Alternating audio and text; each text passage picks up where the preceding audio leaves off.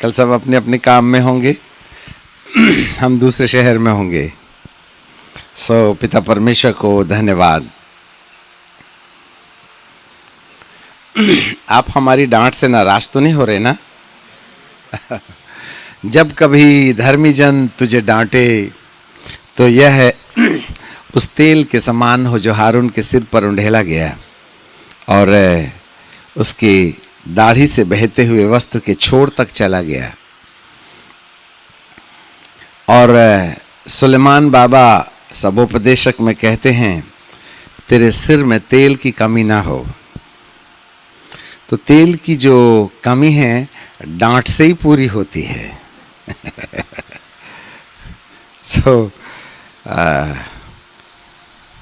और बुद्धि डांटती है,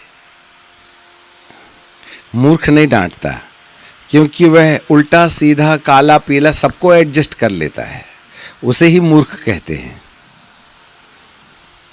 जो काला पीला नीला सब डाइजेस्ट कर लेता है वही मूर्ख है। परंतु बुद्धि को मालूम है ये ठीक नहीं है, वो ठीक नहीं है। और जब कभी कोई गलत होता है तो डांट का इस्तेमाल किया जाता है, और जहाँ डांट होती है वहाँ विजडम होता है, और जहाँ डांट का पलायन हो जाता है वहाँ मूर्खता निवास करती है, और मूर्खता में समझौता होता है और उसकी बुकिंग नीचे की हो जाती है। इसलिए बाबा पौलुस ने अपने लोगों को सलाह देते हुए कहा था, सुधर के रहना, कहीं ऐसा ना हो कि मैं डांट की छड़ी लेके आऊं। तो बाबा पौलुस ने जिस तरीके से डांट फटकार लगाई, और अन्य प्रेरितों के पास ऐसी डांट नहीं थी। एक बार की बात है, बाबा पौलुस अपने 14 साल की सेवकाई के बाद में उन्होंने अपनी सेवकाई का पूरा हिसाब 12 प्रेरितों को दे दिया यरूशलेम में जाकर, और उसके बाद में उन्होंने अपना मिशन का बोर्ड नीचे कर लिया, और जो प्रेरितों के द्वारा सेवा चल रही थी उसमें वो भागी हो गया। और पहली यात्रा करने के बाद उसने अपना पूरा अकाउंट जो है उन 12 प्रेरितों को जो यरूशलेम में थे उनको दिया। फिर दूसरी यात्रा के दौरान उन्होंने फिर से अपना अकाउंट दिया। 14 साल की स्टैब्लिश्ड मिनिस्ट्री को उसने 12 प्रेरितों के हाथ में हैंडओवर कर दिया। और जब वह 14 साल के बाद में यरूशलेम आते हैं तो वो कहते हैं, यह बात मुझे परमेश्वर के प्रकाश से मिली, इसलिए मैं अपनी सेवकाई को जांचने कि अब तक यदि कोई गलती हुई है तो अगले पड़ाव में ये गलती ना हो बोल करके मैं प्रेरितों से अपनी सेवकाई का बखान करने गया था, और उनसे सलाह लेने गया था कि मेरी सेवकाई में कोई कमी बेसी है तो आप मुझे सलाह दे दो जिससे कि मैं अपनी सेवकाई को सुधारूं। और उसने अकेला जाना पसंद नहीं किया, एक गवाह साथ में रख लिया, और 12 प्रेरितों के सन्मुख अपनी सेवकाई का पूरा विवरण दिया, कलीसिया में नहीं, एकांत में। और इनसे पूछा, क्या मेरी सेवकाई में कुछ कमी बेसी है? तब प्रेरितों ने कहा, अनाथों और विधवाओं की सेवा करते रहना, जिसको वो पहले भी करते थे। जिनको वो अकाउंट देने जा रहा था उसके बारे में उन्होंने कहा, जिन प्रेरितों को मैं अपनी सेवकाई का हिसाब दे रहा हूँ उनसे मुझको कुछ नहीं मिला, ना उन्होंने दुआ की, ना मुझको काउंसलिंग की, ना प्रार्थना की, वरन मेरे से डर के भाग गए। जिनसे कोई फायदा नहीं उनको मिशन हैंडओवर करना, ये परमेश्वर का प्लान होता है। तब वो शेष प्रेरितों के साथ मिलकर सेवा करने लगे। और तीसरी यात्रा के अंतिम पड़ाव में अगबुस भविष्यवक्ता कहता है, पौलुस का पंछा लेकर के अपना हाथ पैर बांधा और बोला, जिसका ये गमछा है वह यरूशलेम में इसी तरीके से बांध दिया जाएगा।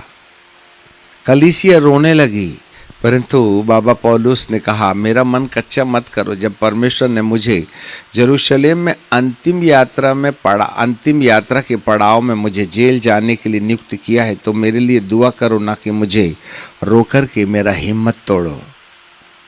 बोल्डली वह अंतिम यात्रा यरूशलेम की करते हैं।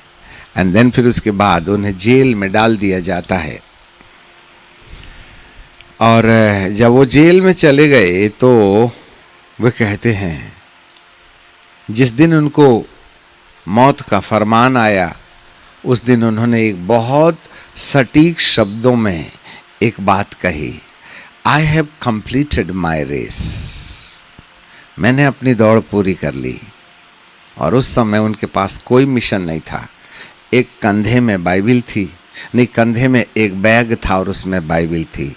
यही प्रभु के दास का अंतिम पड़ाव में इनाम रहता है। बाइबिल को छोड़ उसके पास कुछ नहीं रहता। हम प्रॉपर्टी बना रहे हैं। हमें नहीं समझ में आता कौन सा मिशन हम कर रहे हैं। जो सच्चे परमेश्वर के लोग होते हैं वह अंतिम श्वास तक परमेश्वर की प्रसन्नता का ख्याल रखते हैं। और उन्हें यह एहसास नहीं होता कि मैंने इतने हजार बपतिस्मा दिया। अरे तुमने तो जिंदा धार शरीर में रहने वाले यीशु का दर्शन किया है।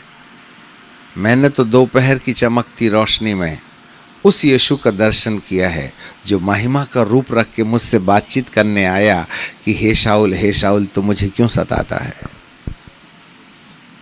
12 प्रेरित जब शारीरिक यीशु के साथ चलते थे उतना प्रभाव नहीं छोड़े, परंतु वही यीशु जब पुनरुत्थानित हो जाता है, किसी की जिंदगी में प्रकट होता है तो उथल पुथल हो जाती है।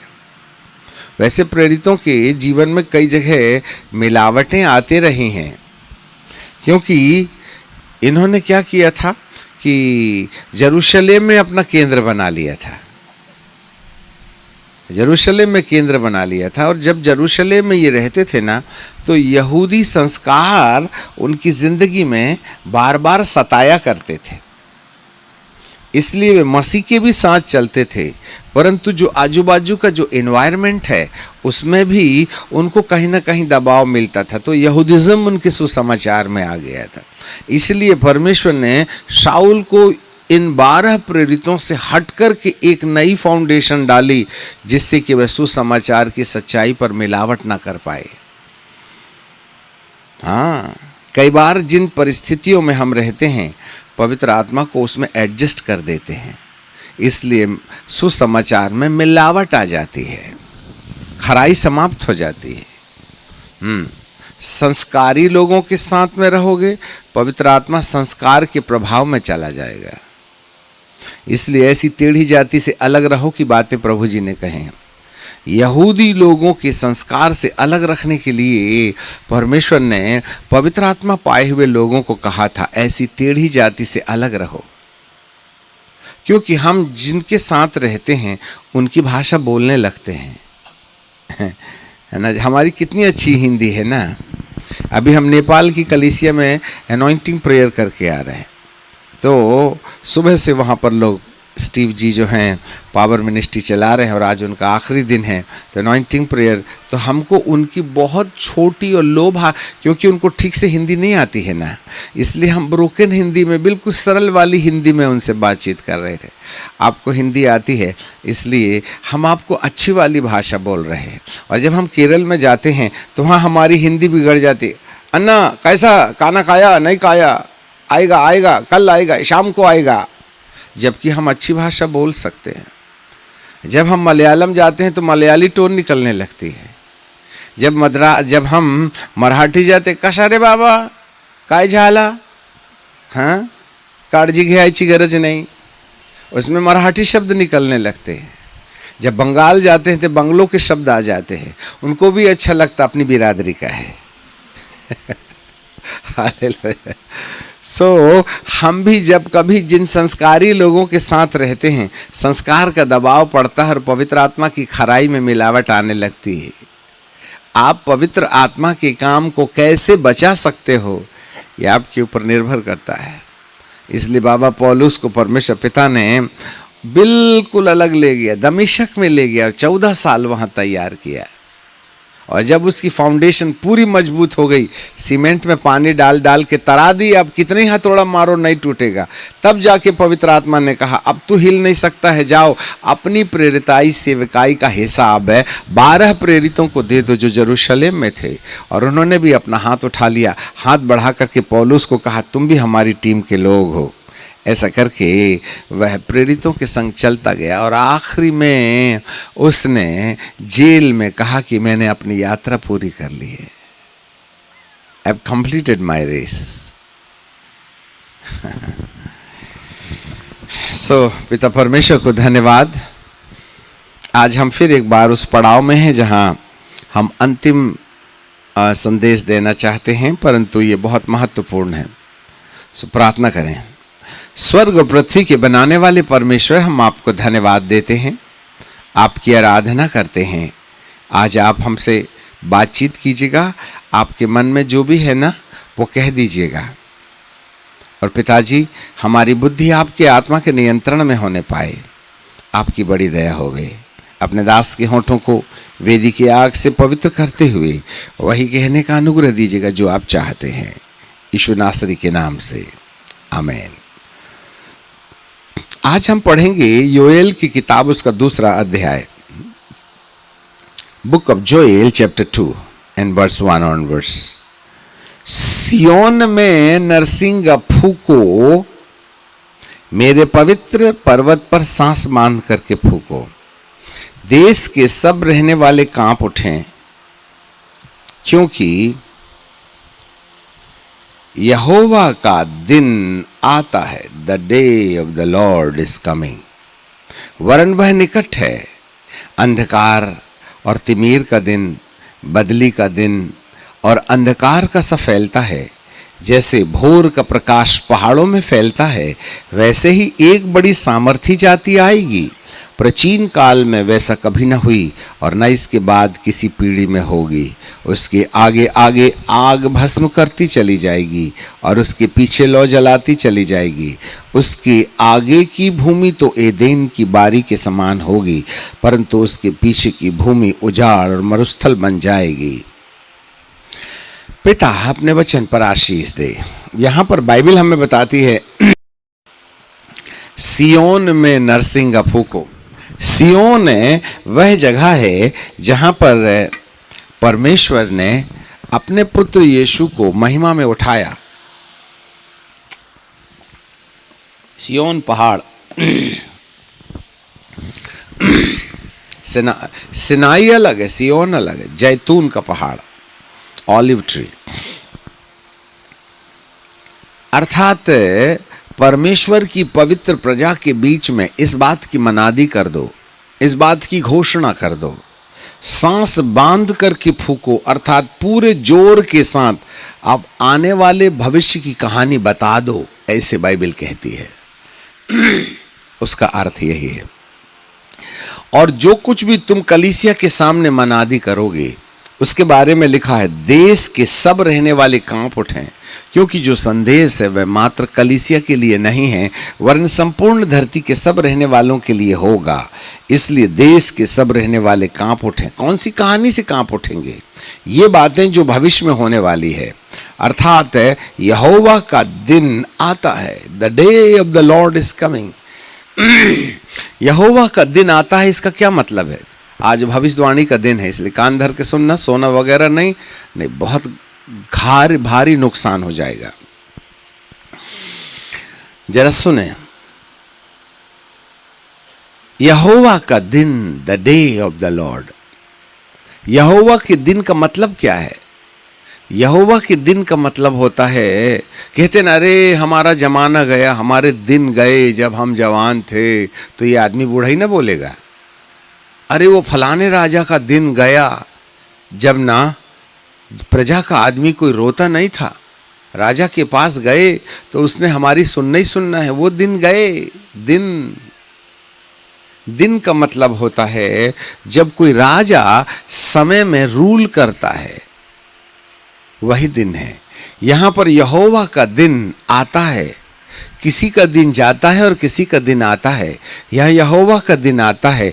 यदि यहोवा का दिन आता है तो शैतान का दिन जाने की तारीख आ गई है। ध्यान से सुनो, यहोवा के दिन आने की शुरुआत में शैतान के दिन की जाने की कहानी शुरू। यहोवा का दिन आता है। अब क्या होता है वहां पर? वह निकट है। वाह!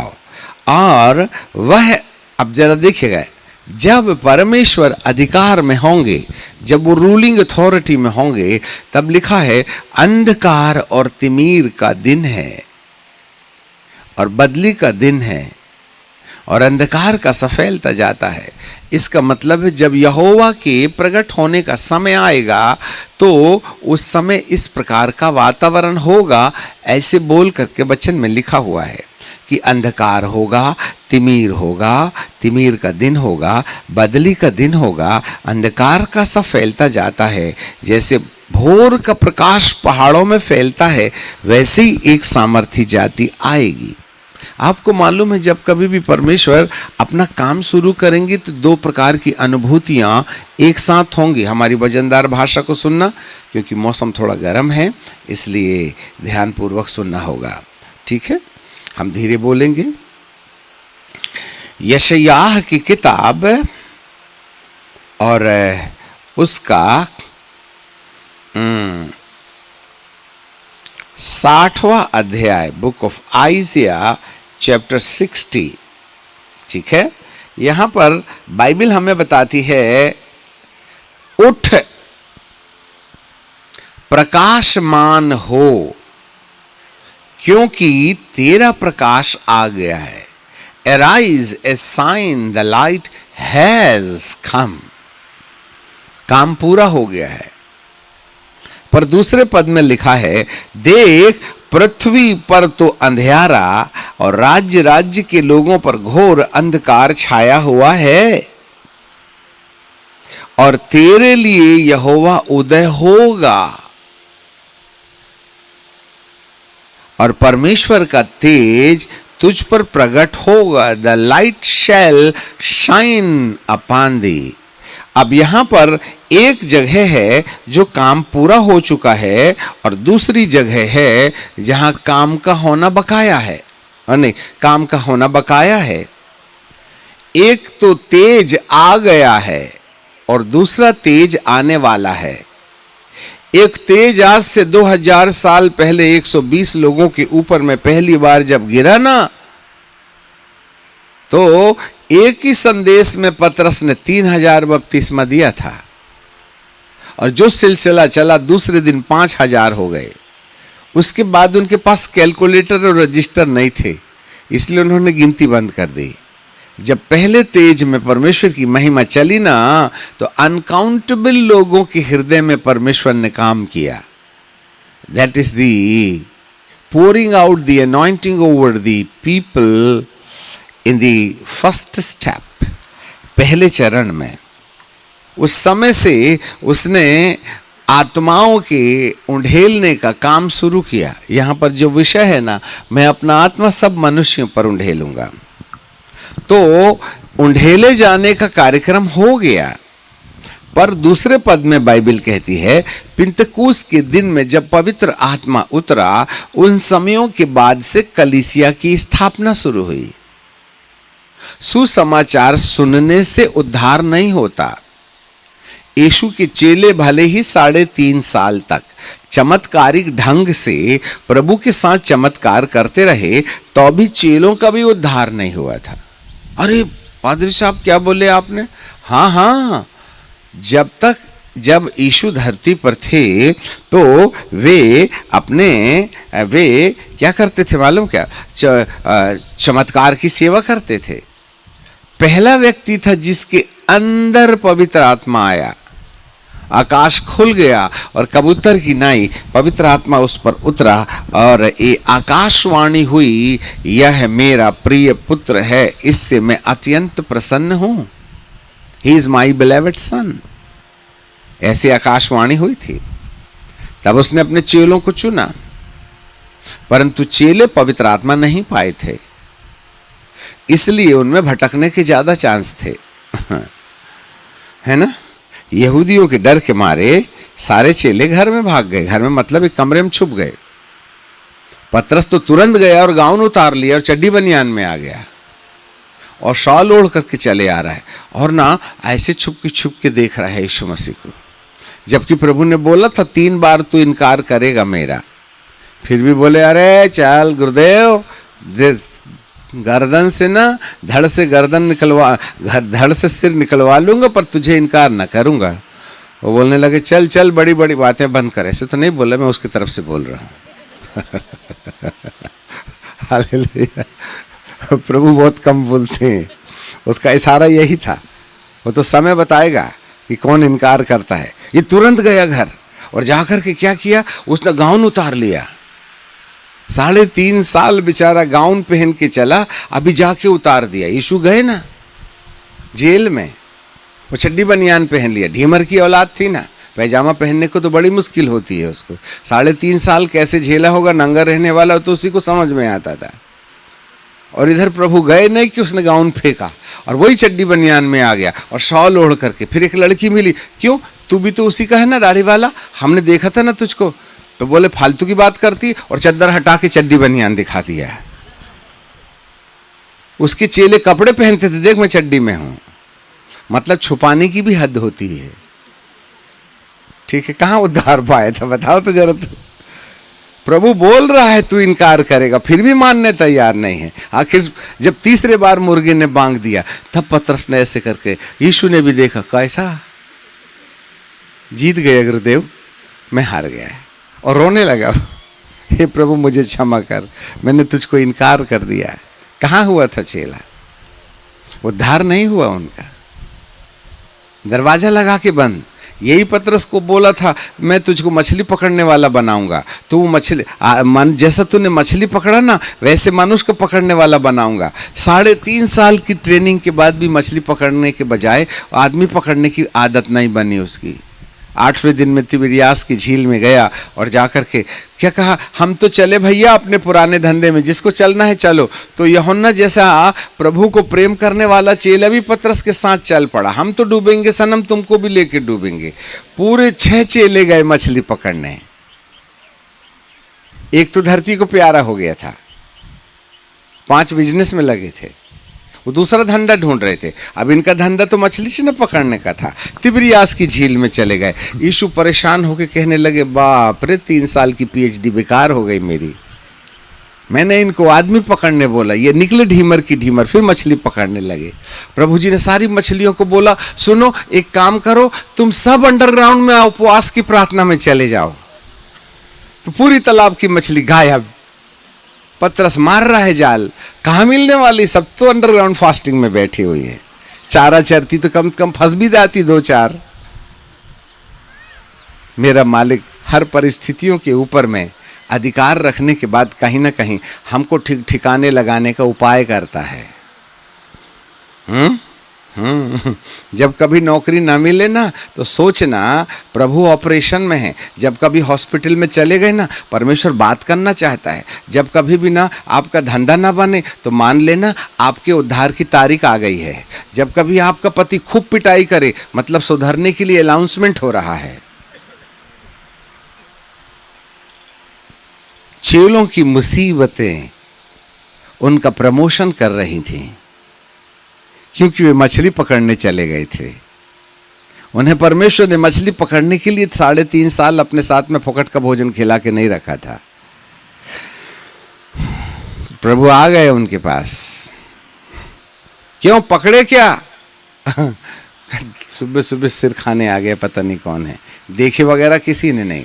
अच्छा एक काम करो, मछली नहीं मिली तो ऐसा करो, दाहिने हाथ ओर में जाल डालो। हाँ ठीक है ठीक है।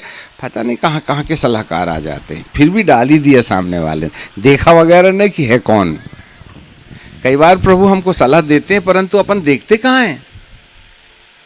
डाल दिया और खींच रहे हैं, और जब जाल हिला ना तो पतरस तो मछली पकड़ने में बिजी था। देख तो लेता थैंक यू बोल के, वो तो यूहन्ना ने देखा। कौन है रे बाबा, यहीं तो 15 बार डाले थे पर एक भी नहीं मिली, ये हो है कौन? तब यूहन्ना ने कहा, ओए ए गुरुदेव। तो यूहन्ना देख नहीं रहा, पतरस देख नहीं रहा है और पानी में छलांग मार दिया। कम से कम देख के मारता। ऐसे ऐसे उल्टे सीधे चेले थे प्रभु जी के पास में, क्या बताएं। और फिर वो क्या बोलता, ए बाइबल दे देना, मैं टोटल नंगा हूं। प्रभु ने देखे, अरे 3.5 साल गाउन पहनने वाला कम से कम चड्डी तो पहन लेता रे। समझ में आ गई बात। हमें और उनमें अंतर नहीं ना है। तब यूहन्ना ने देखा, जिसको प्रभु प्यार करते थे, जो प्रभु को प्यार करता था, ये तो गुरु है। जी हाँ, उसने हमें किसी और काम के लिए चुना, हम कुछ और ही करते रहते हैं। तो तुमको क्या लगा चेलों का उद्धार हो गया था? वे तो मछली पकड़ने लगे, आदमी तो नहीं ना पकड़े थे, परंतु परमेश्वर धीरज के साथ उनका इंतजार कर रहा था। ये भी परमेश्वर की मजबूरी थी, प्रभु की भी मजबूरी थी, चेलों की भी मजबूरी थी। तब प्रभु यीशु मसीह ने चेलों को बोला, एक काम करो। हाँ, जब वो नीचे देख ही लीजिएगा। हाँ, यूहन्ना रचित सुसमाचार और उसका 21वां अध्याय।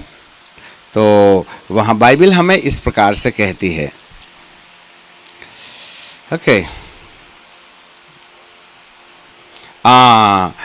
9वां पद, 8वां पद पढ़ते हैं। और चेले डोंगी पर मछली से भरा हुआ जाल खींचते हुए आए, क्योंकि वे किनारे से अधिक दूर नहीं थे, 200 हाथ पर थे।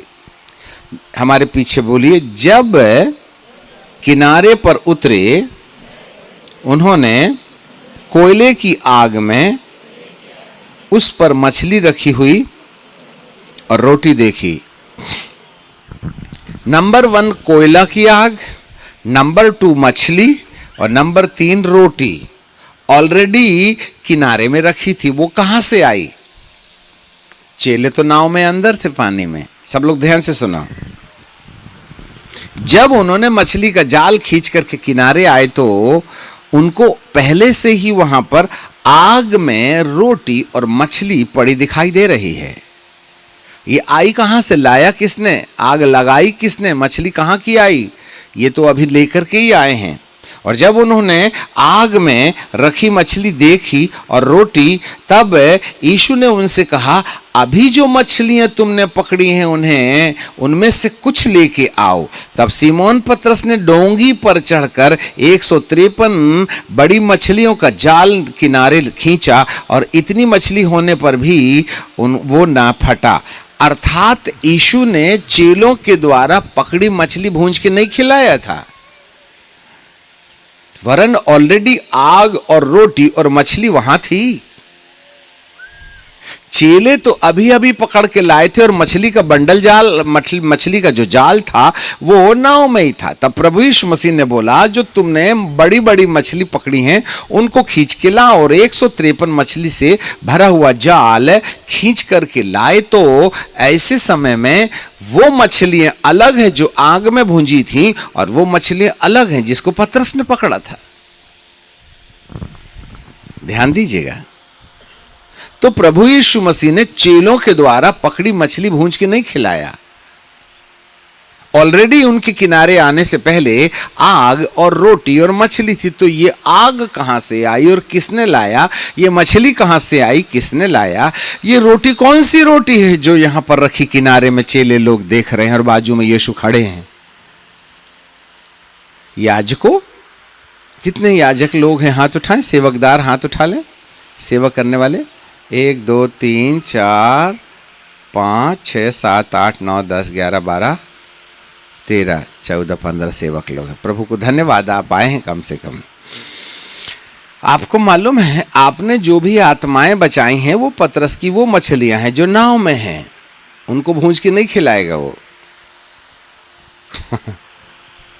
उसके पास आग में मछली है जिसको वो देना मांगता है, और वो मछली और रोटी खिला रहा है। जबकि प्रभु यीशु मसीह ने रोटी और दाखरस खिलाई थी।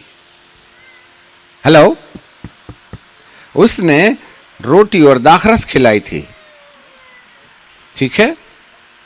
यहां यीशु रोटी और मछली खिला रहा है, दोनों में अंतर है। वो भी एक प्रभु भोज है, ये भी एक भोज है। उस भोज में यीशु ने दाखरस और रोटी रखी थी, और इस भोज में रोटी और मछली रखी है। वो दाखरस और रोटी उपरोती कोठरी में खाया था उन्होंने, जिसमें आग वगैरह का कोई काम नहीं था। यहां पर रोटी आग में सिक रही है और साथ में मछली भी, और वह उनको रोटी और आग में भुंजी हुई मछली खिलाने के बाद ये कहते हैं, क्या तू मुझसे प्यार करता है? Do you love me more than this all? हाँ, उसने उन समयों में नहीं कहा जब वह दाखरस और रोटी खिला रहा था। वो तो कहा था चलो चलो चलो, जाओ जाओ जाओ जाओ जाओ जाओ जाओ। परंतु यहां जी उठने के बाद हमारे लिए आग भी है, रोटी भी है और मछली भी है, और इस आग में सिकी गर्म रोटी को खाने के बाद वो प्रश्न करेगा। जिसने मछली और रोटी नहीं खाई उससे कोई प्रश्न नहीं करने वाला है। प्रभु, बनाओ जितनी कलीसिया बनाना, दे दो जितना बपतिस्मा देना है, वे मेरे काम के हैं ही नहीं। मनोरंजन करो उनके साथ। इसलिए कलीसिया को जो याजकों के द्वारा पकड़ी गई है उसको अग्नि में भूंजना जरूरी है, और ये हम नहीं कर सकते। इसलिए प्रभु यीशु मसीह ने, प्रभु यीशु का जो परिचय रहा है, यूहन्ना बपतिस्मा देने वाले ने कहा, मैं तो तुम्हें पानी से बपतिस्मा देता हूं, परंतु जो मेरे बाद आने वाला है वह तुम्हें पवित्र आत्मा और आग से बपतिस्मा देगा। इसका मतलब है जरूर इससे पहले कि पुनरुत्थानित सेवा शुरू हो जाए, the ministry after the resurrection, एक सेवा है जिसमें पुनरुत्थान नहीं है। एक सेवा है जिस सेवा को पुनरुत्थानित रूप में बदलना है।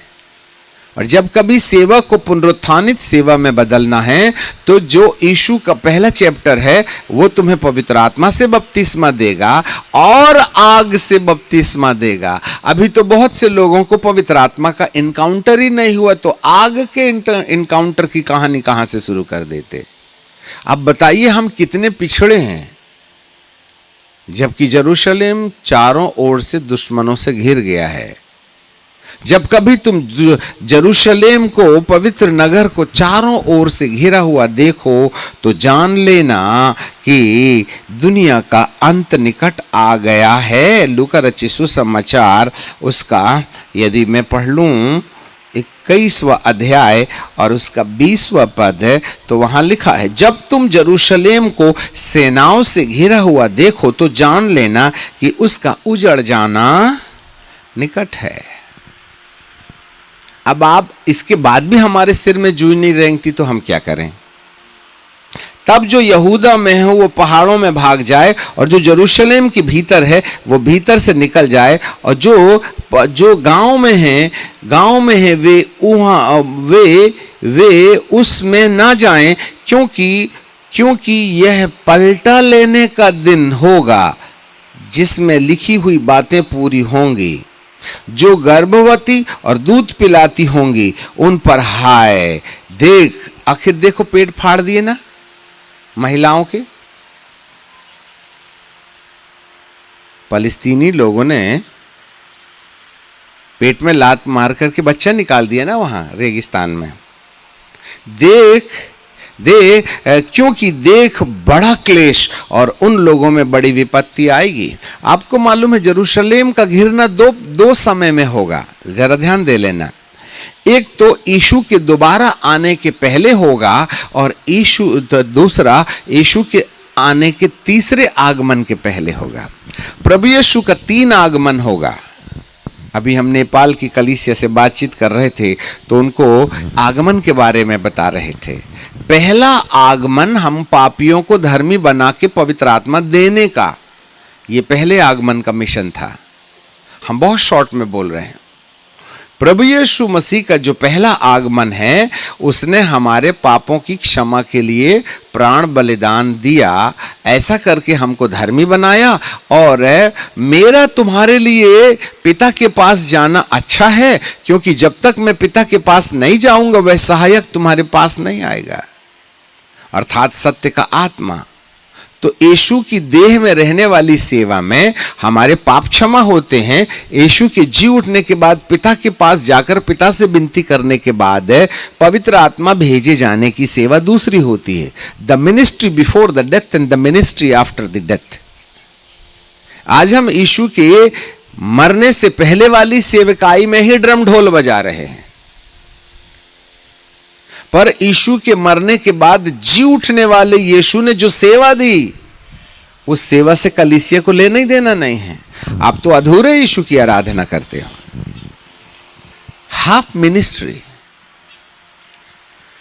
भाई साहब, जब यूहन्ना ने यीशु का जो परिचय दिया था, वो ये नहीं कहा वो मारा जाएगा, गाड़ा जाएगा, जी उठेगा और तुम्हारे लिए पापों की क्षमा मांग लेगा, तब यीशु को ग्रहण करना, बपतिस्मा लेना, चर्च के सदस्य बन जाना, तब जो कुछ भी तुम मांगोगे तुमको मिलेगा। बीबी मांगो, टीवी मांगो, धन मांगो, दौलत मांगो, वो ये मांगो, वो मांगो, ये सब मिल जाएगा। ऐसा अकेला नहीं बोला, वो मेरे प्रभु का परिचय था ही नहीं। मेरे प्रभु का तो परिचय था कि वो जो आएगा ना, यूहन्ना ने साफ कहा, जिस किसी के ऊपर तू पवित्र आत्मा को उतरता हुआ देखे, वही तुझे पवित्र आत्मा का बपतिस्मा देने वाला होगा। The real ministry of Jesus to baptise you with the Holy Ghost is the ministry of the target of Jesus Christ. वहां तो हमारी गाड़ी पहुंची नहीं। अरे ये तो पवित्र आत्मा बोले थे, सब पेंटिकॉस्टल आ गए यहां। तो मेरा यीशु खुद ही पेंटिकॉस्टल था। अब तुम नहीं हुए तो किस्मत फूटी तुम्हारी। मतलब नीचे का रिजर्वेशन पक्का। जिस बात के लिए प्रभु आया है वही नहीं मानना चाहते हो तुम। भाई, पवित्र आत्मा के प्राप्त करने के बाद ही यीशु के चेलों का नाम कलीसिया पड़ा। फिर से सुनो, कौन से अध्याय में यीशु के अनुयायियों को कलीसिया बोली गई? 3.5 साल यीशु के चेले यीशु के साथ थे, वो कलीसिया नहीं ना थी। पिंतकुस के दिन के बाद कितने समय के बाद में विश्वास करने वाले झुंड को कलीसिया के नाम से अंगीकार किया गया? सोच लिए, जाके पढ़ते रहना आप प्रेरितों की किताब। इसका मतलब कलीसिया वो है जिसने यीशु को ग्रहण करने के बाद पवित्र आत्मा पाया। पवित्र आत्मा पाने की पहली सीढ़ी कलीसिया की शुरुआत है। तो आज बहुत सी कलीसिया तो अपने घर के दरवाजे पवित्र आत्मा के लिए बंद करके रखे। तो तुमको बोला कौन तुम कलीसिया हो मेरे प्रभु की? तुमने खुद ही रख लिया अपना नाम, बेचारे।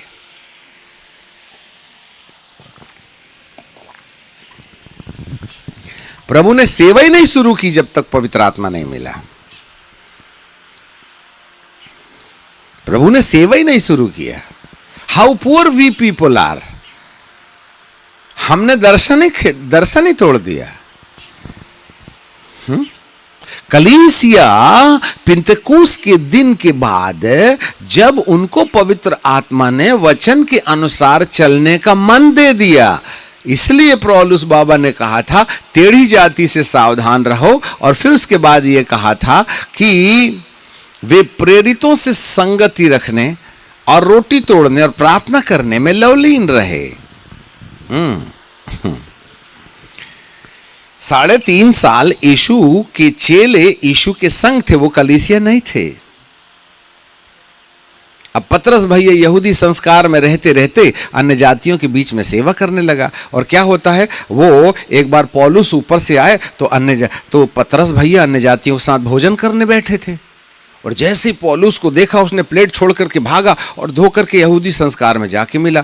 तो पतरस भाई, तब पौलुस बाबा ने पतरस को डांटते हुए कहा, देखो तुम जो है मेरी गैर मौजूदगी में अन्य जातियों के साथ खाना खा रहे हो और मुझको देखकर उठ के चले गए, तो तुम अन्य जातियों के लिए ठोकर का कारण बने ना। इसका मतलब है प्रेरित लोग यीशु के साथ चलते चलते भी नहीं सुधरे थे। तो कलीसिया कैसे कह देते? इसलिए बाबा पौलुस डांटते हैं। यस, हम कहना ये चाहते हैं कि प्रभु उन मछलियों को जो हमने पकड़ा है, जब तक वह आग से नहीं सेकेगा, भोजन का कारण नहीं बनेगा। प्रभु यीशु के चेलों ने 153 बड़ी मछलियों का जाल खींच के जब किनारे लाए ना, तो प्रभु ने कहा कितनी है? 153। मुबारक हो, देखा जहां तुमने 10 बार डाला था ना, वहां कुछ नहीं हुआ, और तुमको जब मैंने बोला एक ही बार डाला तो कितनी ढेर सारी मछली। तुमको याद नहीं आ रहा 3.5 साल पुराना वाला इतिहास? तब उसके सिर के जितने ताले थे खुल गए। अरे ऐसा तो एक बार और हुआ था। हाँ वही प्रभु, तेरे को समझ में नहीं आया उस समय मैंने तेरे को क्या बोला था? आदमी पकड़ने बोला था ना, तो पुराने धंधे में आ गया।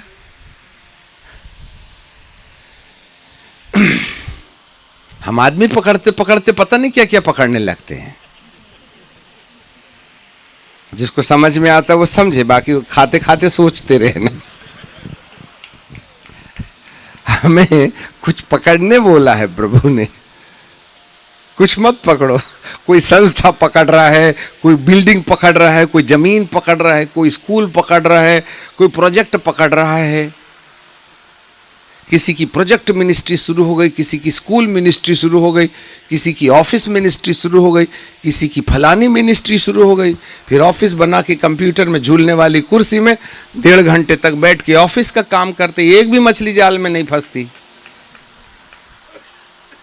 ये सब बहकाने वाली आत्माएं हैं जो हमें लक्ष्य से हटा देती हैं। हम पहले पास्टर थे, फिर मास्टर बन जाते हैं, फिर प्रिंसिपल बन जाते, फिर डायरेक्टर बन जाते, फिर हफ्ते में एक बार 15 मिनट के लिए पास्टर बनते हैं, वो भी मास्टर की भाषा में बात करते हैं। समझ गए होंगे? दुष्ट जो है याजकों को, अभिषिक्तों को ट्रैप कर रहा है। यहां पतरस भी बेचारा 3.5 साल की ट्रेनिंग लेने के बाद में अपने पुराने व्यापार, पापा पापा 3 साल बहुत भोग लिए तुमने, मेरी नाव और जाल वापस लौटाओ। ले जा बेटा, दिया था ले ले तू। चले गए मछली पकड़ने। परेशान हो गया है मेरा प्रभु हमसे। मैंने इतना ढेर सारा तुमको सिखाया, कोई काम का नहीं आया, तुम पुराने व्यापार में लग गए। इसलिए बाइबल का परमेश्वर कहता है कि पवित्र आत्मा की अग्नि में जिस मछली को भूंज करके प्रभु देते हैं, तो पतरस से ये सवाल करते हैं, उन्होंने खाया पिया, क्योंकि रात भर मछली पकड़े थे तो पेट में चूहे कूद रहे थे ना उनके। उनको समझाता भी बेचारा, तो चेलों को कहा, है ना, सुबह सुबह क्लास ले लिया इनने। इसलिए ऐसा करो, मीटिंग बाद में करेंगे, ईटिंग पहले करो। हम लोग मीटिंग के बाद ईटिंग करते हैं, प्रभु ईटिंग पहले कराते हैं, फिर मीटिंग बाद में लेते हैं। उन्हें खिला पिला के जब उनकी पेट की अग्नि बुझ गई, तब उन्होंने कहा, ए तुम मुझको प्यार करता है क्या? क्या पिताजी, तुम फालतू की बात करते हो। दांत से मछली का कांटा निकालते निकालते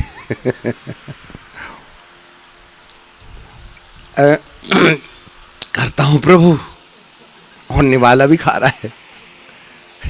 मीटिंग और ईटिंग दोनों चल रहे हैं। उसको तो खाने का लगा था, प्रभु क्या जवाब दे रहे हैं थोड़ी ना समझ में आ रहा था। तू मेरे को प्यार करता है क्या? हाँ करता हूँ गुरुदेव, करता हूँ करता हूँ करता हूँ करता हूँ करता हूँ। दूसरी बार फिर पूछा, ए पतरस प्यार करता हूं ना, बोल दिया ना।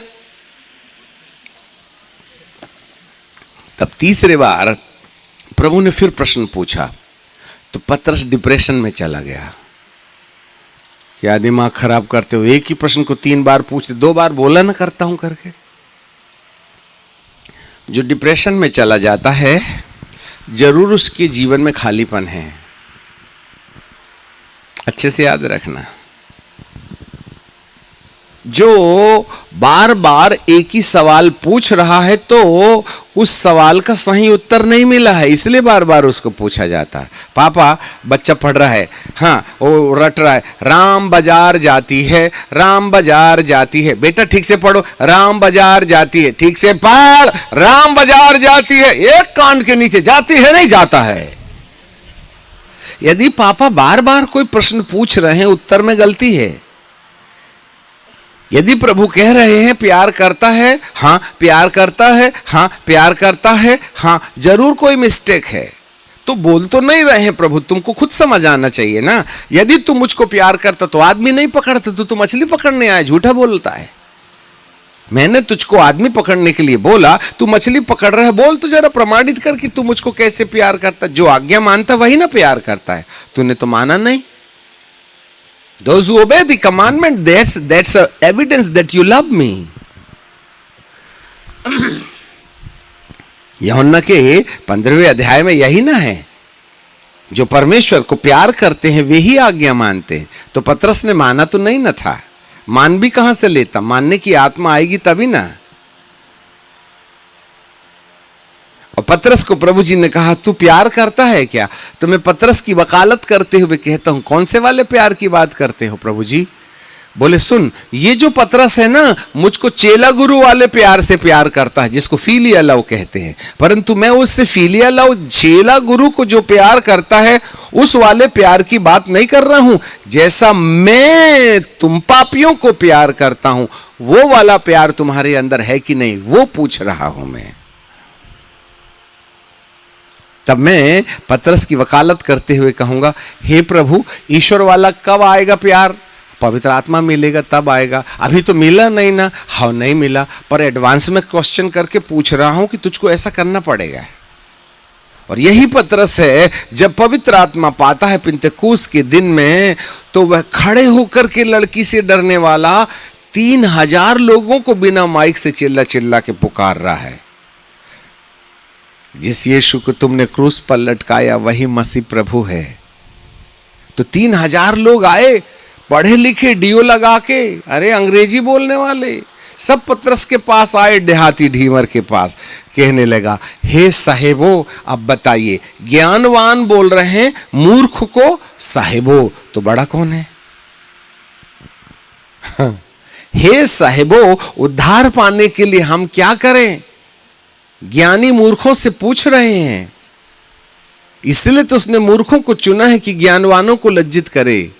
ये सब पर्व मनाने आए थे, एक से एक उल्टे सीधे कपड़े पहन के आए थे।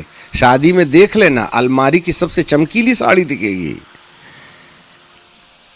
भले ही हमने शादी के बाद कभी कोट सूट नहीं पहने होंगे, परंतु शादी में कितनी गर्मी मारी, अंदर का कपड़ा पूरा पसीने से गोल हो जाए, तो भी हम शादी के टाइम पर क्या पहनेंगे? कोट सूट और टाई, जिससे कि गैस भी बाहर ना निकले। oh my God, आदमी झेल रहा है अंदर, फिर भी कोट पहन रहा है। क्यों मालूम है आपको? एक ही मौका तो मिलता है, हर जगह कोट पहन के घूमेंगे तो लोग दुनिया नहीं देखेगी क्या? शादी में चल जाता है, हम भी किसी से कम नहीं। तो ये जितने भी पिंतकुस्त के पर्व में आए थे, सब बंठन के आए थे। Oh my God, और वे लुंगी वालों के पास गए, हे साहिबो, दुनिया देखी होगी तो क्या समझी होगी, कोट वाला लुंगी के पास में खड़ा है, किसका दम है ये? सूट कोट का नहीं है, अभिषेक का दम है ये। That is called the power of anointing. Oh my God, फिर लुंगी वाला भी होगा ना तो 4 लोग बैग लेके चलेंगे तुम्हारा। अच्छे अच्छे कोट सूट वाले बैग पकड़ने लगते हैं, because of the anointing. Hallelujah. So यहां पर प्रभु यीशु मसीह ने कहा, यूहन्ना ने कहा, जो आने वाला है वह तुम्हें पवित्र आत्मा और आग से बपतिस्मा देगा। आग का बपतिस्मा रोटी सेकता है, जिसको पुनरुत्थान के बाद वाली सेवा के पहले खाना पड़ता है।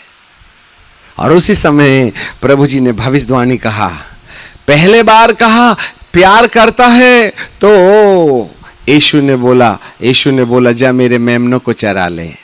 दूसरे बार के प्रश्न में उसने कहा जा मेरे भेड़ों की रखवाली कर। तीसरे में उसने कहा जा मेरे भेड़ों को चरा। मेमनों को चरा एवेंजलिस्टिक मिनिस्ट्री, भेड़ों की रखवाली कर पास्टोलिकल मिनिस्ट्री, भेड़ों को चरा ले लीडर्स तैयार करने की मिनिस्ट्री। ये सब आधार है प्यार।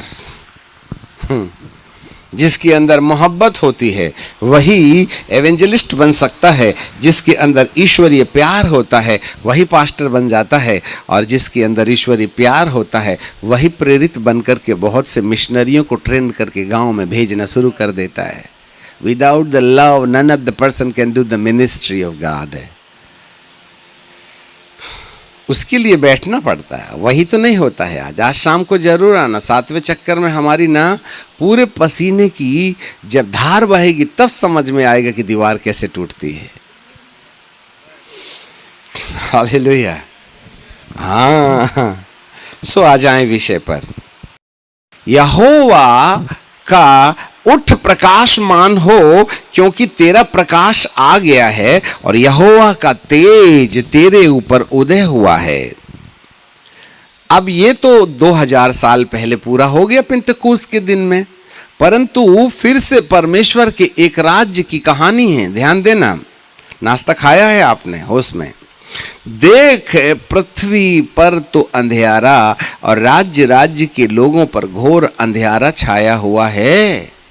इसका मतलब है जब परमेश्वर रूल करने जाएंगे, जब परमेश्वर का राज्य शुरू होगा, जब परमेश्वर का शासन शुरू होगा, तो उस समय पृथ्वी पर तो अंधियारा हो जाएगा और राज्य राज्य के लोगों पर घोर अंधकार छा जाएगा। आपको क्या लगता है इस महायुद्ध के बीच में 2020 से जो कोरोना की महामारी शुरू हो गई 21 में, और उसके बाद में 22 में तो बहुत निपटारा हुआ।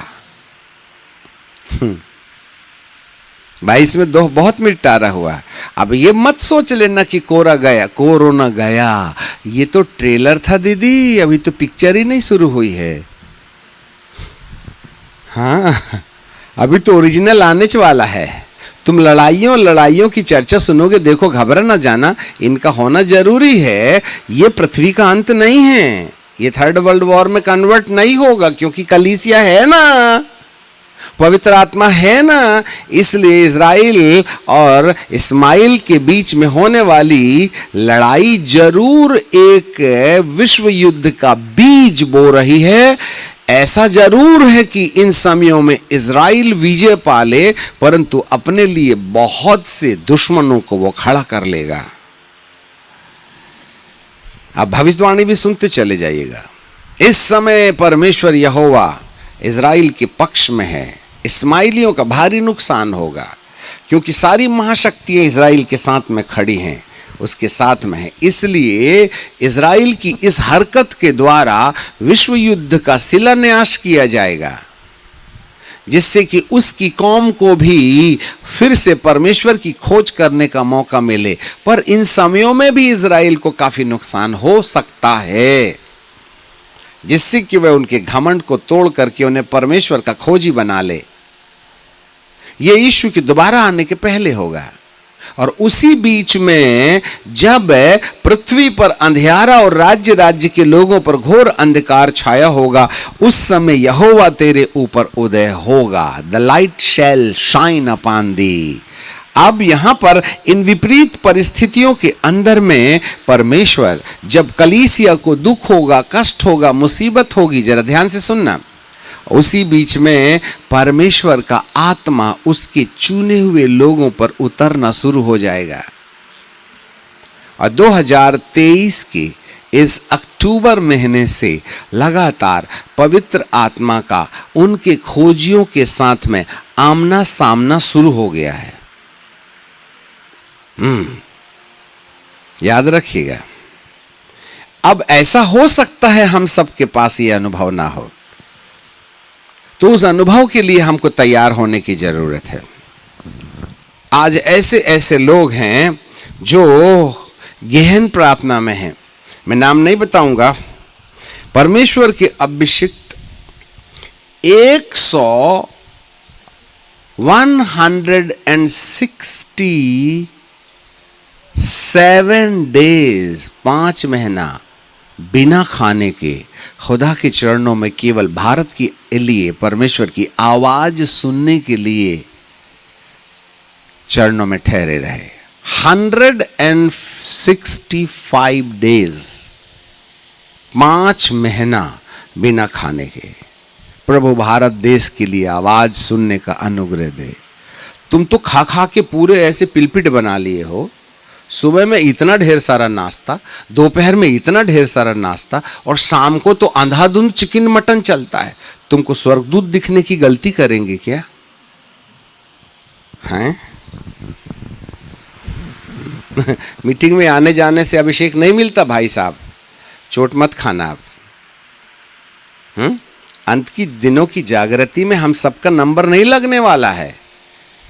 अंत के दिनों की जागृति लाने वाले वो चुनिंदे लोग होंगे जिन्होंने मरने मिटने की कसम खा ली है। हैं? हाँ, हमारे पास एक बिटिया है जिसको हमने अडॉप्ट किया है। वो 10 बजे जाती है और घुटने टेकती है और 5 बजे घुटने से उठती है। वो 6 आवर्स 7 आवर्स, तो उसकी हड्डियां गल गईं, सारी नसें दब गईं। सब 18 साल की है और डॉक्टर ने बोला अभी तुम्हारे ये हाल है तो आगे क्या होंगे। वो लंगड़ के चलती है, जवान बच्चा है। उसको बोलते बेटा पैर लंबा करके, नहीं बोले खुदा के सामने कोई पैर लंबा करके प्रार्थना करेगा क्या? टूट जाए व्हील चेयर में चलूंगी पर घुटना टेकना बंद नहीं करूंगी। हमारी तोंद निकल रही है, हैं? स्वर्गदूत आते हैं, उसको शरीर से बाहर निकालते हैं 2 पंख वाले, और उसको मध्य आकाश तक ले जाते हैं। और ये दोनों पंख 2 पंख वाले स्वर्गदूत छोड़ देते हैं। फिर वहां से अग्नि से बने स्वर्गदूत उसको ऐसे पंखे के अंदर ले जाके भूतों की दुनिया से मिड हेवन से क्रॉस करके 3rd हेवन में ले जाते हैं। और वो अग्नि वाले स्वर्गदूत दुष्ट आत्माओं के संसार के ऊपर ले जाके उसको छोड़ देते हैं। फिर वहां से 6 पंख वाले आर्कएंजल आते हैं, उसको उठा करके स्वर्ग के सोने के दरवाजे के पास ले जाते हैं। इसके बाद जो दर्शन होता है ना, उसको दर्शन कहते हैं। रियल दर्शन जो है तीसरे आसमान में जाने के बाद होता है। यदि दूसरे आसमान के नीचे दर्शन देखे तो दुरात्माओं से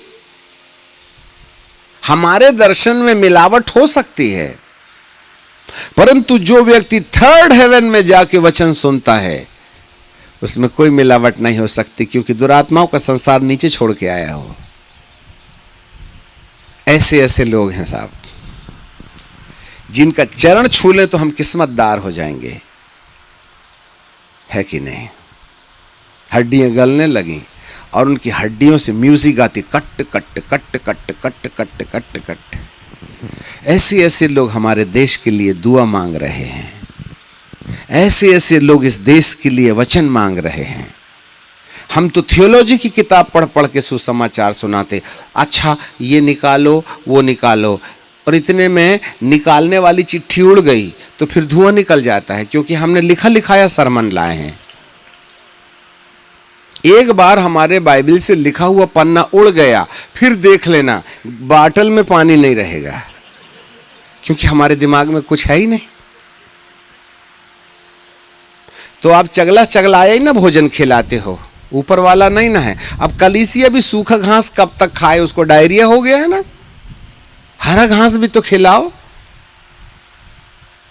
इसलिए कलीसिया बढ़ती नहीं है, और कलीसिया है भी तो कमेटी में झगड़ा हो जाता है, इसलिए कलीसिया के 4-4 टुकड़े हो जाते हैं। वो इधर, ये इधर, वो इधर। है एक ही पादरी की कलीसिया, परंतु 4 गुट हैं, और इनको मैदान में छोड़ दो तो कबड्डी शुरू हो जाती है, क्योंकि सब भूसा खाने वाली कलीसियाएं हैं। इनको हरा भोजन नहीं मिलता है। हरा भोजन तो वो देता है जो घुटने तोड़ता है अकेले में रात के 12 से 3। कोई खुदा बाप का मर्द है जो रात को 12 से 3 घुटने तोड़ता होगा, तब मिलता है परमेश्वर का वचन। थोड़ा चोटीली बात बोल देते हैं, इससे हमें कहीं ना कहीं चैलेंज मिलना चाहिए ना। ऐसे ऐसे लोग हैं जो भारत बदलो अभियान के लिए मरने तैयार हैं। मेरे प्रियो, आग का बपतिस्मा। चलिए छोड़िए, यहोवा का तेज प्रकट होगा। हाँ, यहोवा का तेज प्रकट होगा। उस समय अंधकार और तिमीर का दिन होगा। यहां पर भी लिखा है, पृथ्वी पर तो अंधियारा और राज्य राज्य के लोगों पर घोर अंधकार छाया हुआ है, परंतु तेरे ऊपर यहोवा उदय होगा। आपको मालूम है, जब धरती के अंदर में हाहाकार मचा रहेगा और इस हाहाकार में जो जो लोग परमेश्वर के चरणों में बैठ करके परमेश्वर का दिल समझने का प्रयास करेंगे, उनके ऊपर में होगा शब्द काम में लाया गया है। यहोवा तुझ पर प्रकट होगा। जी हां, वो तेरे ऊपर यहोवा उदय होगा और उसका तेज तुझ पर प्रकट होगा। और जब कलीसिया के चुनिंदे लोगों के ऊपर में, सेवकाई समाज में से चुनिंदे लोगों के ऊपर में जब यहोवा का तेज प्रकट होना शुरू हो जाएगा, तब बाइबल कहती है अन्य जातियां तेरे पास बपतिस्मा लेने आएंगी। जरा देखो बाइबल को, उस समय अन्य जाति तेरे पास प्रकाश के लिए आएंगे। किसके लिए आएंगे? प्रकाश के लिए। तो प्रकाश होगा तभी ना प्रकाश लेने आएंगे। तेल है नहीं बेचने के लिए हमारे पास, तो तेल का डब्बा लेके आने की गलती कौन करेगा? अब हमारे पास प्रकाश होगा तब ना लोग प्रकाश पाने आएंगे। अब हमारे पास प्रकाश नहीं है तो प्रकाश पाने के लिए क्या होगा? तो कलीसिया में प्रकाश होना चाहिए ना। और जब तक कलीसिया के अंदर प्रकाश नहीं होगा, अन्य जाति लोग प्रकाश के लिए नहीं आएंगे, क्योंकि वो हमारा ना संस्कार का ढचरा बहुत अच्छे से जानते हैं। बाहर भी उनकी कमेटी बनती है, जब वो अंदर आते हैं मसीह लोग, अरे तुम भी कमेटी वाले हो क्या? ऐसा तो हमारे भी समाज में पड़ता। अच्छा, तुम भी ऐसे खींचते हो पादरी की दुम और उसकी कुर्सी में फटाका लटकाते हो? हम भी तो हमारे स्वामी के साथ ऐसा ही करते हैं। अरे तुम भी हमारी बिरादरी के हो। तो जो जाती है बेचारी अन्य जाति लौट के आती च नहीं। हम भी लड़ते हैं कुत्ता बिल्ली जैसे, तो अंतर ही क्या रह गया? चोट मत खाइएगा, दूसरा प्रचारक धरती में नहीं सुनाएगा आपको। जिगर भी तो होना सुनाने के लिए।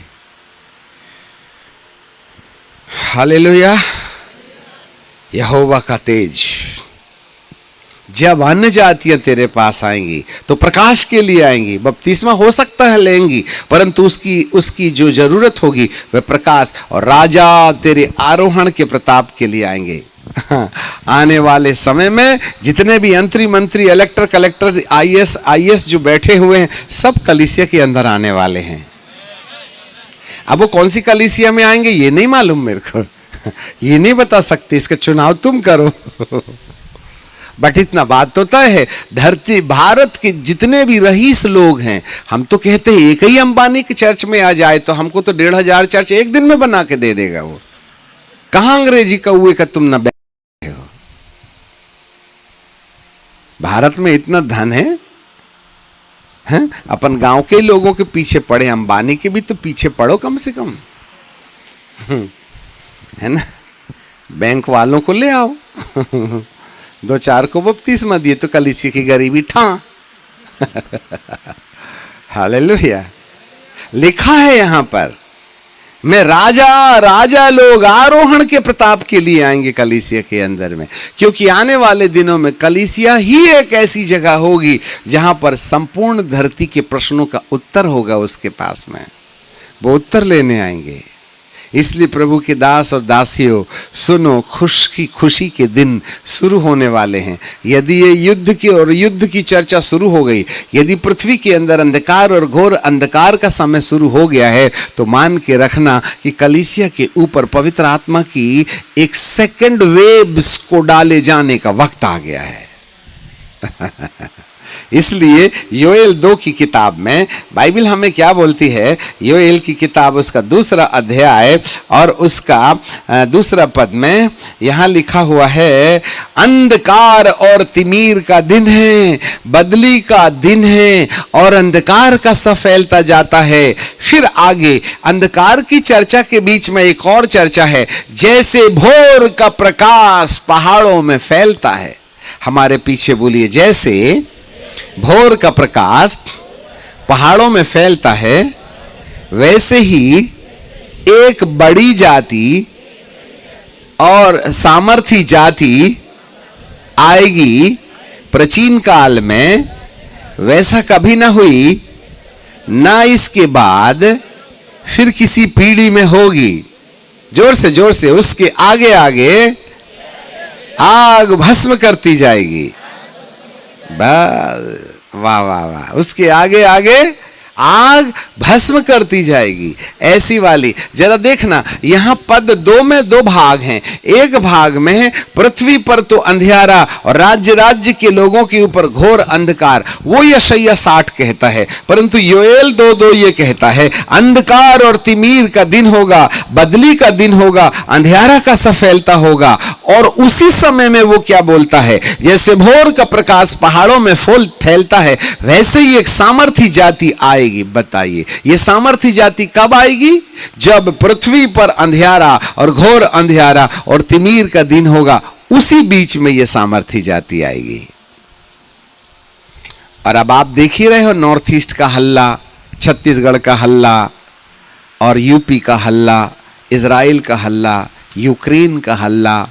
यूक्रेन में सारे चर्चेस तोड़ दिए, खंडहर बना दिए। ये लड़ाइयों की चर्चा। हाँ, अभी ठहर तो जाओ, धीरे धीरे। अभी तो पंजाब वाले निपट लिए, क्योंकि उनकी जमीन बचाने का आइडिया उनको हो गया था। दम थी ना, कुकरी लेके खड़े हो गए, तो उन्होंने अपनी जमीन बचा ली। आने वाले दिनों में सरकार एक कानून निकाल देगी, सारे लोग खेती करें और हमको ही अनाज बेचें और हमारे अलावा कोई खरीद नहीं सकता। अब 1200 रुपए धान बिकती है बाजार में, और ये 1600 रुपए दे करके पूरी धान को वो चावल को वो कर ले रहे हैं, स्टोर कर ले रहे हैं। और किसान बाखूबी बड़े आनंद के साथ में, अरे बाजार में 1200 मिलती है, देखो हम 1600 बेच के आए। हाँ, 200 रुपए 400 रुपए महंगा खरीद रही है सरकार, और सब गोदाम में जमा कर देगी। और उसके बाद में सारी दुकानों का राशनीकरण हो जाएगा। और जब कभी किसी दुकानदार को चावल बेचना है तो लाइसेंस लेना पड़ेगा, और सरकार लाइसेंस देगी नहीं। देगी भी तो भारी रिश्वत लेके देगी। तो जो रिश्वत का पैसा सरकार को दिया है चावल बेचने के लिए, वो तो महंगा करके बेचेगा ही बेचेगा। तो 60 रुपए किलो वाला चावल 120 में बेचेगा, तभी न रिश्वत देने के द्वारा जो लाइसेंस खरीदा है। और आपने अपना पूरा अनाज कहां डाल दिया है? सरकार के पास। आगे वाले दिनों में 2024 और 25 के अंदर में, जरा कान धर के सुन लेना, अनाज की किल्लत हो जाएगी। और मजबूरन अनाज की कमी आपको सरकार के सामने घुटने टेकने में मजबूर करेगी। और उस समय आपको जो सामने वाला कहेगा उसको मानना पड़ेगा। और उसका एक ही तरीका होगा, तुम हमारी सरकार का लाइसेंस ले लो। और लाइसेंस के अंतर्गत है वह एक ही कहेंगे हमारा नंबर ले लो। तो फिर एनी हाउ धीरे धीरे हम उस दुनिया में जा रहे हैं जहां आपको सरकार का नंबर मिले, और वो आपको मिलेगा RFDI चिप में, रेडियो फ्रीक्वेंसी आइडेंटिफिकेशन डिवाइस।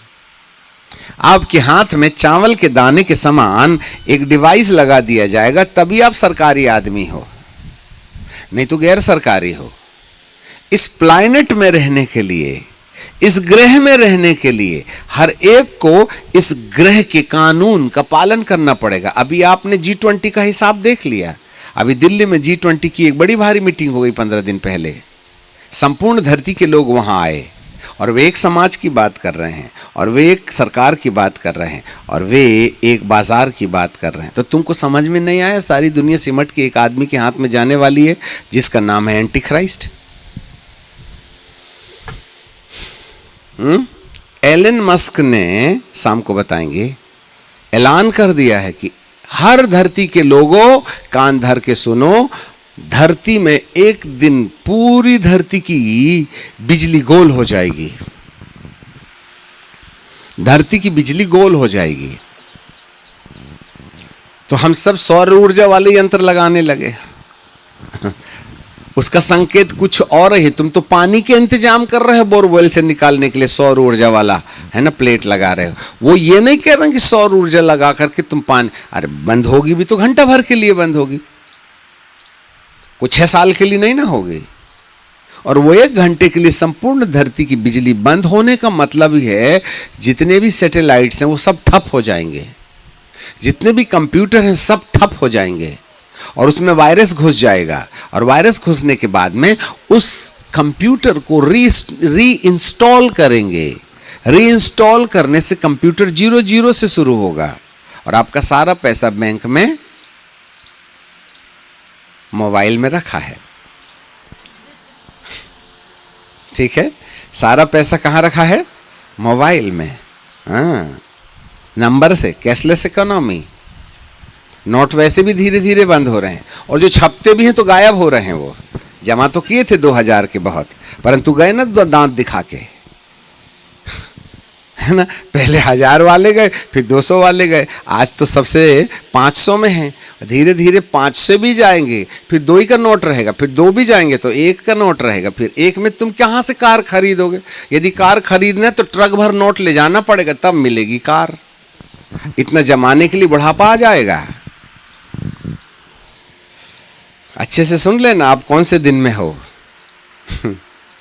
अब सारा कंप्यूटर 0 में चला जाएगा, और हमारी जमीन की रजिस्ट्री ऑनलाइन है, कैश भी ऑनलाइन है, लाइसेंस भी ऑनलाइन है ना।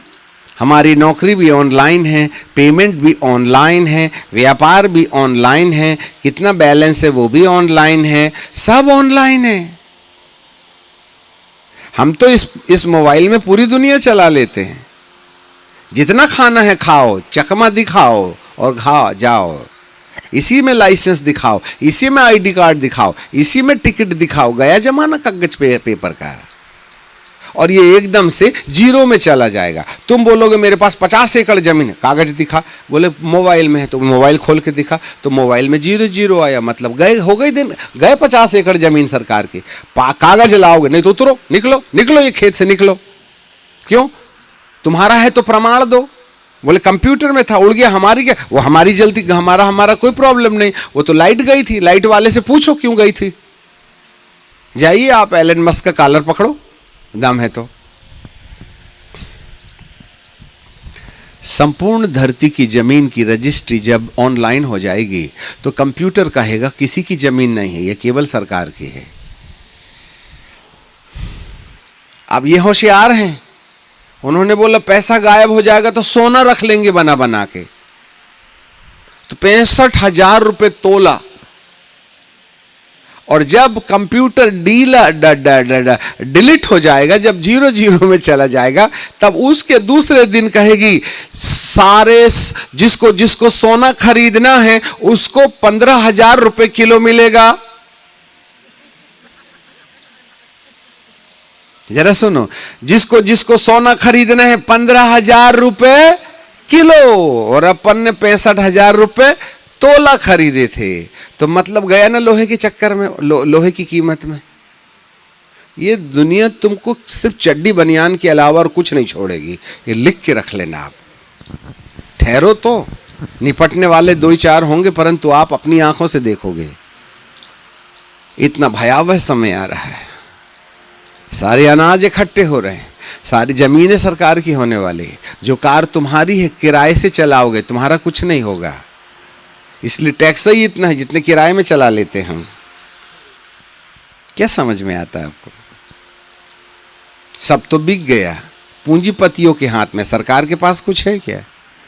वैसे भी आने वाले दिनों में सरकार कोई नहीं रहेगी, जिसके हाथ में लाठी है उसी की होगी भैंस। गुलामी तय है, सूट बूट वालों, गुलामी तय है। ये है अंधकार। परंतु इसी बीच में जब हमारी सारी बैसाखी तोड़ दी जाएगी, तब हमारे पास में मरता क्या नहीं करता, खुदा के अलावा और कोई दूसरा रास्ता नहीं बचेगा। तब प्रभु कहते हैं पहले से क्यों नहीं माना तूने? अब जब विपत्ति आ गई तब तू आया है।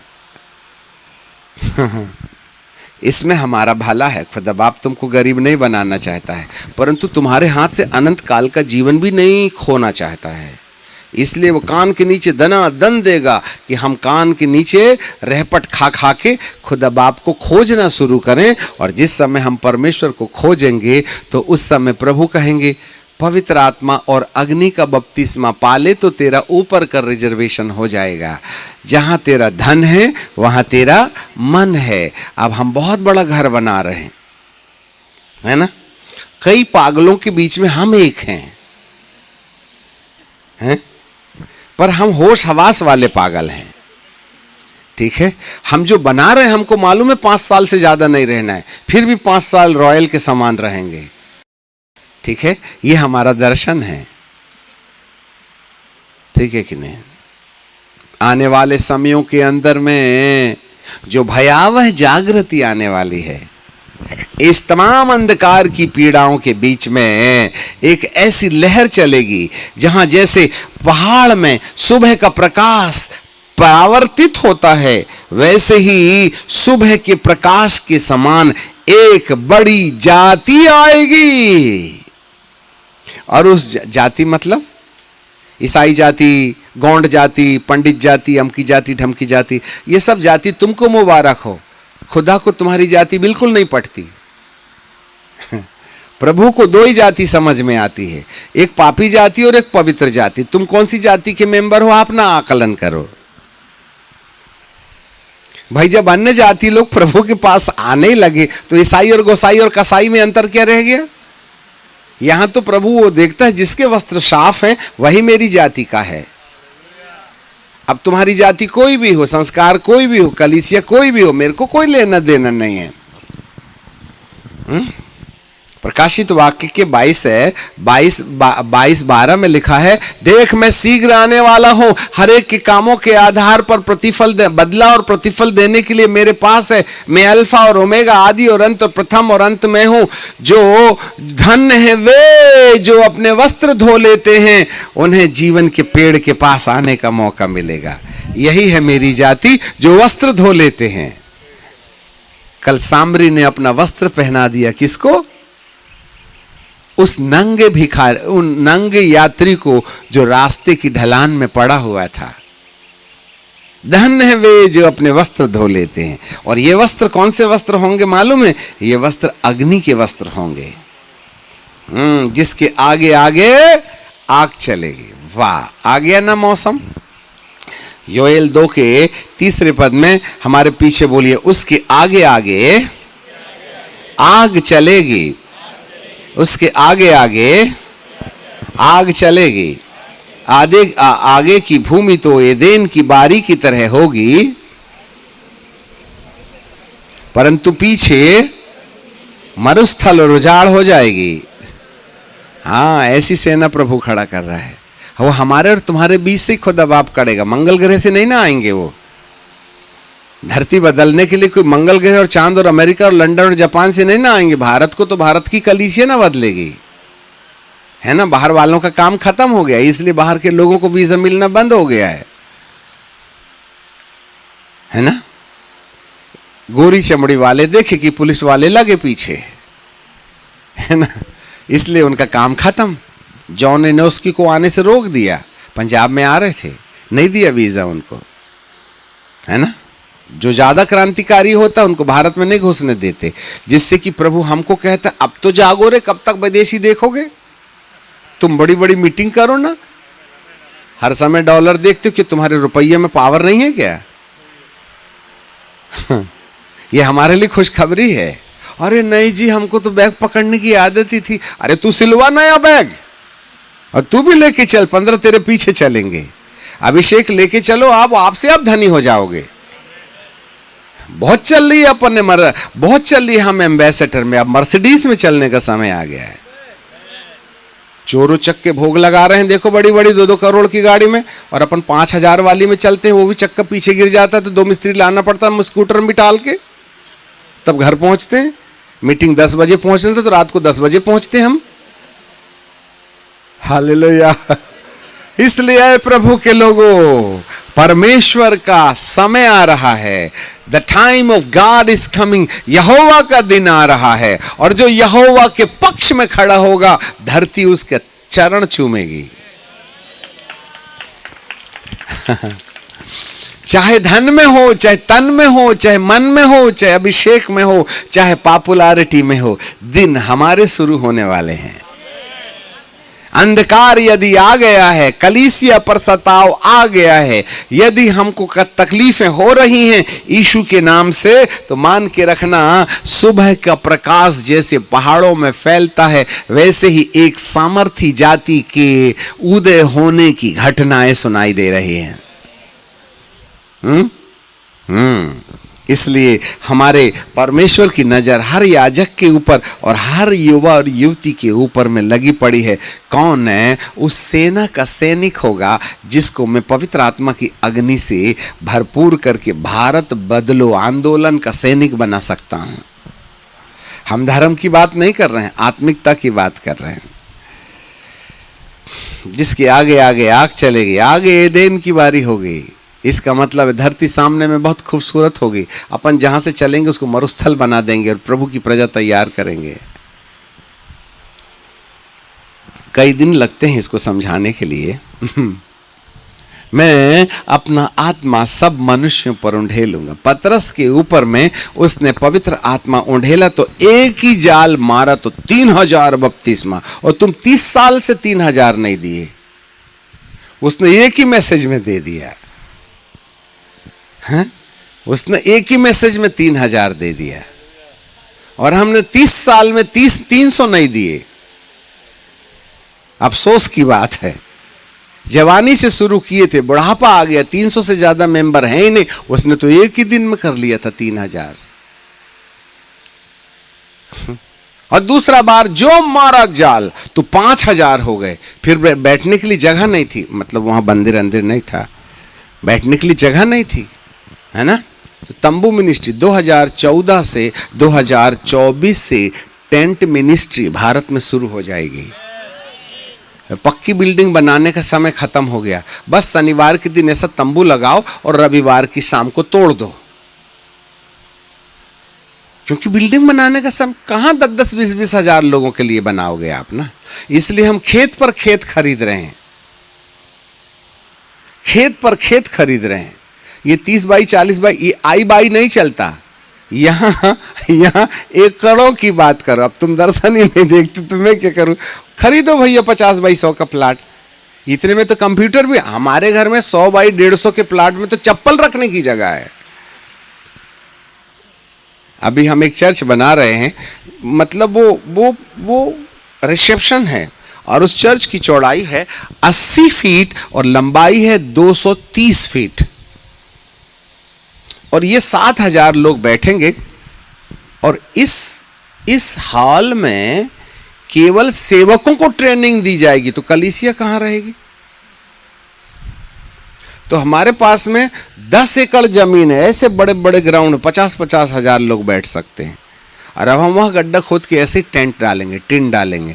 कंस्ट्रक्शन का काम खत्म हो गया, थोड़ा कंस्ट्रक्शन कर लेंगे, बाकी बस टेंट मिनिस्ट्री। क्योंकि हमको मालूम है जागृति, जब युद्ध शुरू हो गया है, यदि कलीसियाएं सताने लगी, याजक लोग करीब सैकड़ों की संख्या में याजक लोग आज जेल में हैं। इस बात का सबूत कि अंधकार शुरू हो गया है, और यदि अंधकार शुरू हो गया है तो उजियाला आने की तारीख भी आ गई है। Hallelujah, praise the Lord.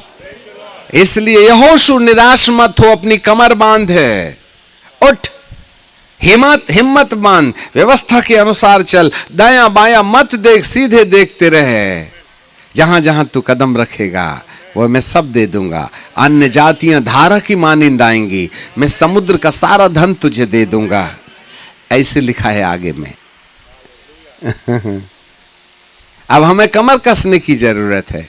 इसलिए सारे खेतों से हट करके दूर कोने में हमें अपना घर बनाना है, क्योंकि हमको मालूम है जनता के बीच में रहेंगे तो दुआ नहीं करने देंगे। इसलिए हमारे आश्रम में जब कभी आओगे ना, बिल्कुल एक कोने में खेत में जहां पहुंचने के लिए ना बड़ी तकलीफ होगी, कई बैरियर्स होंगे, क्योंकि हमको मिलने के लिए भी तो टाइम लगेगा कि नहीं लगेगा। हम दुआ ही करते रहेंगे तभी ना दुनिया बदलेंगे। दर्शन को स्थापित करो, क्योंकि बाइबल का वचन पूरा होने का समय आ गया है। परमेश्वर की नजर जवानों पर लगी हुई है, इसलिए हम जवानों को थोड़ा ज्यादा ही ठोकते बजाते हैं। हो सकता है 2-4 हीरे के टुकड़े निकल आए तो खुदा बाप की अंगूठी में बैठ जाएं, है ना।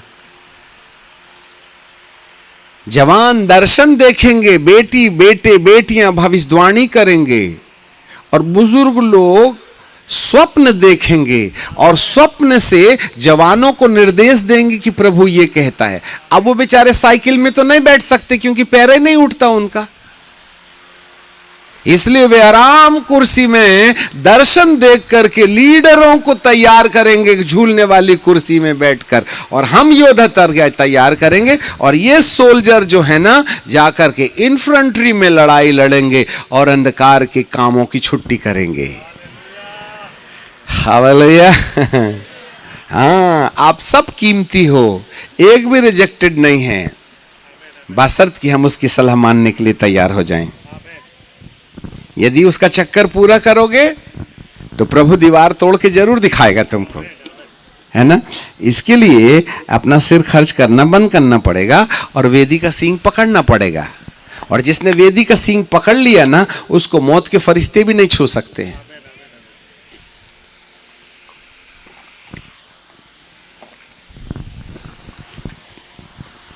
ऐ युवा और युवतियों, दिस इज योर टाइम। आज हम यहाँ आने से पहले हमारा बेटा नेपाल में पावर मिनिस्ट्री चला रहा है, हॉल भरा हुआ था और उन्होंने वीडियो को बेटा बेटियों की तरफ में लगा के रखा था। हम यहाँ बैठे थे और प्रभु बता रहे थे, फर्स्ट रो छोड़ के दूसरे वाले रो में 2 बेटियां थीं जो सुसाइड करने जा रही थीं। हाँ, वो छुप गई, दुबक गई और उठ करके रोने लगी, है ना। और जब अभिषेक की प्रार्थना किए तो पवित्र आत्मा उन पर उतर रहा। हम दुआ यहाँ होटल में कर रहे हैं और पवित्र आत्मा लोग नेपाल में पा रहे हैं, क्योंकि कहाँ जाइएगा उधर, यहीं से बैठे बैठे खेल हो जाता है। अभी छत्तीसगढ़ में एक बड़ी समस्या हो गई, हम बड़े डाकू हो गए हैं आजकल। बोले वहाँ पर एसपी आईजी ने आदेश दिया ये आमोद सिंह नाम का आदमी छत्तीसगढ़ में घुसना नहीं चाहिए। बोले वो जहाँ जाता है वहाँ लोग बदलने लगते हैं। वो एक बड़ी भारी मीटिंग उन्होंने की और हमारे लोगों ने किया और उन्होंने सख्त आदेश निकाला, और 100 करीबन 56 लोगों की पुलिस की पूरी लारी बंदूक लेके हमको ढूंढ रही है, इसको नहीं घुसने देना। शाम को 7 बजे मीटिंग है, हम ग्राउंड में आ गए और पूरे पुलिस वाले मंडरा रहे हैं, ये क्या करता है क्या नहीं करता है। हमने कहा प्रभु यहाँ से भागने में अपना पलायन करना ही अच्छा है। हम स्टेज में चढ़े, कहा हे पिता, हम शरीर में जा रहे हैं, हमारा जिंदा हमारी आत्मा यहीं रहना चाहिए। और मेरे साथ में 2 आग के स्वर्गदूत इधर उधर और 2 बिना पंख वाले इधर उधर और 3 बिना पंख वाले इस तरफ और 3 पंख वाले इधर, 10 लोगों की लिस्ट यहाँ, फिर 6 पंख वाले 2 स्वर्गदूत इधर, और फिर यहाँ एलिया बाबा, मूसा बाबा, और ऊपर शेर। ये हम इनको यहीं रख देते हैं और जाते हैं, जय मसीह की तुम्हारी संभालो मिनिस्ट्री। हम जाते हैं, हम अपने रूम में गए और कंप्यूटर लिया और उनको बोला जल्दी से जाओ, यहाँ पर पर्दा लगाओ और यहाँ पर वो लगाओ, क्या बोलते हैं, प्रोजेक्टर लगाओ और सब माइक में हमारी आवाज़ लगा दो। हम एक कमरे में गए भाग करके और वहाँ से फिर कंप्यूटर में बातचीत करना शुरू किया और 1.5 घंटे तक संदेश लोग पर्दे में सुन रहे, देख रहे। और हमने कहा देखो इधर तो एक कैमरा लगाया, पर भीड़ में भी एक कैमरा लगा लेना, हम देखना चाहते हैं क्या रिएक्शन हो रहा है। आपको मालूम है ऐसे ही करके 3000 लोग बैठे हैं। और जब आखिरी प्रार्थना हुई, प्रभु तेरी अग्नि भेज, तो कोई चीख रहा है, कोई चिल्ला रहा है, दुष्ट आत्माएं नाचते नाचते पर्दे के पास आ गई। हम तो घर में हैं, पर पर्दे में क्या दम है, वो पर्दे के सामने नाच रही आ। हम बोले यार घर में बैठे बैठे खेल हो रहा है, अपना किराया भी बच रहा है। हमने कहा कौन कौन चंगे हो गए? अरे चली आ रही है गवाही, कोई देखता है, कोई बोलता है, कोई कुछ होता है, कोई कुछ होता है। हमने कहा तुम पर्दे में लगा के हमारा कन्वेंशन कर लो ना। दूसरे दिन से हल्ला हो गया, अरे तुमने उसको तो भगा दिया पर उनका देवता तो यहीं बैठा है। हालेलुया। दूसरे दिन भीड़ और बढ़ गए, बोले पर्दे से चंगाई हो रही, चलो बोले। फिर तीसरे दिन तो जगह नहीं, और लोग दुष्ट आत्माएं ना गोले की तरह सुई करके आके पर्दे के नीचे गिरती थी, नाचती थी ऐसे। हम के प्रभु तेरा धन्यवाद, मिनिस्ट्री तेरी, मेरा क्या है? पोस्टमैन ने जेब से पैसा निकाल के दिया था तो मेरा कमाया हुआ नहीं ना था, सामने वाले ने भेजा था इसलिए ना दिया था। कोई बात नहीं, तुम्हारे सामने जितने भी ऑब्स्टिकल हो जाएं, पवित्र आत्मा को काम करने से रोका नहीं ना जा सकता है। हालेलुया। तुम जाओ और मत जाओ, तो मत आने दो, क्या होगा? परंतु तरंगों से तो हमारी आवाज आने से रोक नहीं ना सकते हो। काम तो उसी से होना है, शरीर से नहीं ना होता है, तो आवाज में ही दम है। हालेलुया। तो कहने का मतलब ये है, हमारे प्रभु ने अपने काम करने का रवैया बदल दिया है। तुमको जितना सिर लगाना है संसारवादियों लगाते रहो, परंतु प्रभु को मालूम है कल इसे कैसे बनाते हैं। समझ में आ गई बात?